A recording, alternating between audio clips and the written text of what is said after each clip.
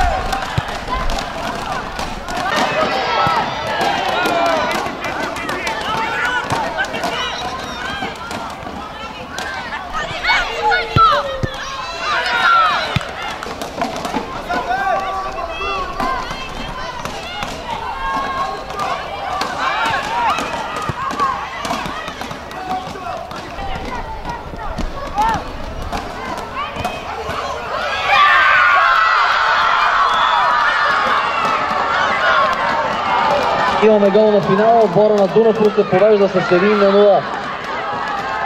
Остават около 7-8 минути до края на този матч. Дунав Черноморец 1-0, нищо не е свършило. Все още има време за връщане в двобоя, но Дунав вече са напред с резултата.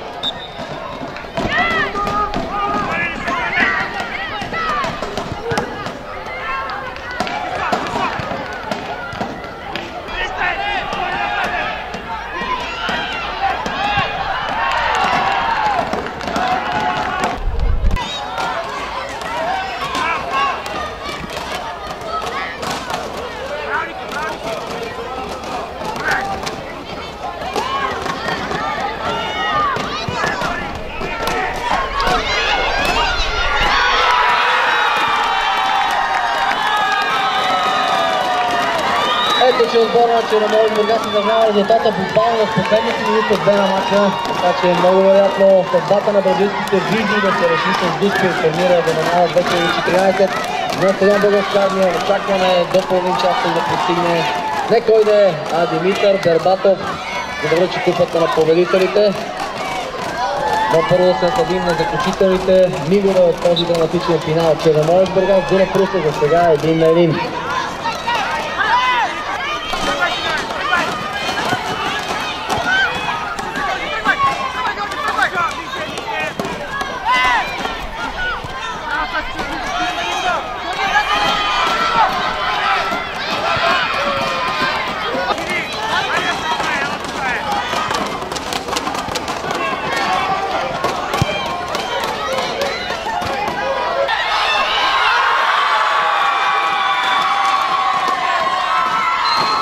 Втори гол за Черноморец Бургас.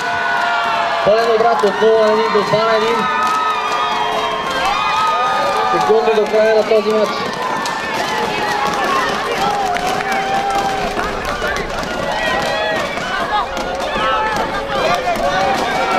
Бургас отива в Бразилия. Черноморец Бургас победа на Дунав Русе с 2-1. С треньор Пламен Младенов.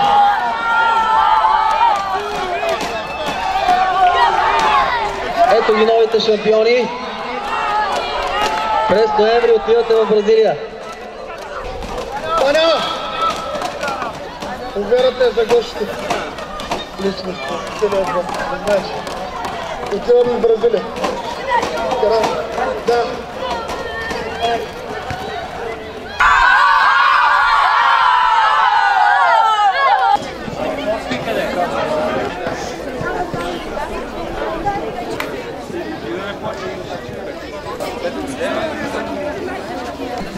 На терена на Българска армия вече е Димитър Бербатов. Патрона на турнира Димитър Бербатов. Добре дошъл от всички нас. Отбора на Делфини Варна с треньор Иван Кирилов. Само капитана на отбора излиза да получи купата.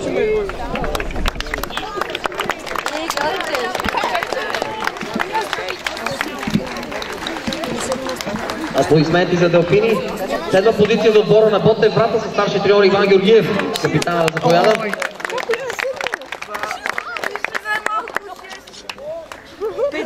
На 6-то място Ботев Пловдив с треньор Тодор Зайцев.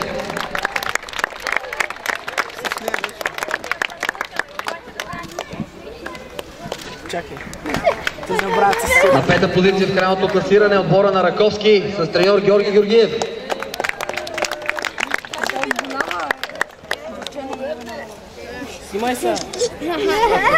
На 4-то място в турнира Даноняна 2014 Черно море Варна, треньор Николай Кънчев.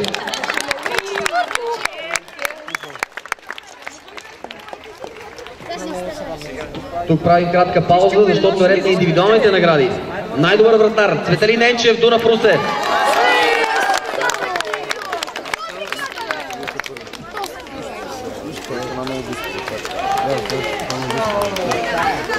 Голмайсторов над преварата, един от шампионите, Онур Чолак, Черноморец.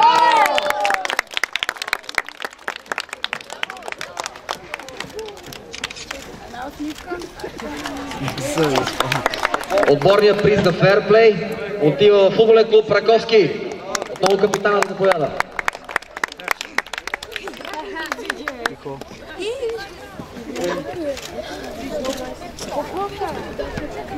И така, на 3-то място футболен клуб Лъвчетата с старши треньор Троян Радулов.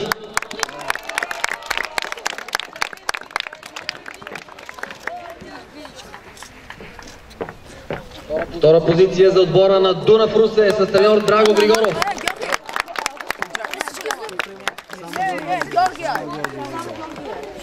И сега ред на шампионите с треньор Пламен Димов. Те са Черноморец Бургас.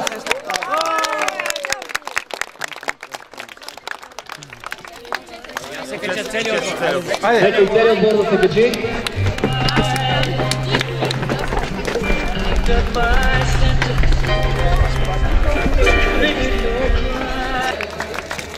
Здравейте всички на този чудесен празник Витко Върбатов, много благодаря за всичко, което правим заедно. Деца, поздравления!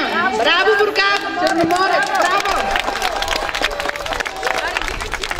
Искам да ви кажа от името на всички колеги в Данон, които ме изпратиха тук с мисията, да ви пожелая успех в Бразилия. Ще играете на стадиона, в който ще се проведе световното футбол. И надяваме се да донесете много голове, усмивки и радост на България, така както правим всеки път за нас. Благодаря на всички зрители, родители, треньори, всички, които участват в това чудесно събитие. Желая ви много успехи и здраве с нашите чудесни продукти. Благодарим. Буквално дума-две от Витко Върбатов. Няколко думи от него съвсем накратко. Здравейте на всички, честито на победителите, на всички други. Виждам тъжни лица, но няма повод за такова нещо. Живота е пред вас, така че до година, който не е бил прав, ще стане. Важно да се трудите, слушайте родителите си, вярвайте в това, което искате да постигнете и ще се случи. Радвам се, че участвам с Данон, както винаги, с удоволствие. Връчваме награди, ще продължаваме да го правим, така че трудете се здраво и някой от вас може да е на мое място.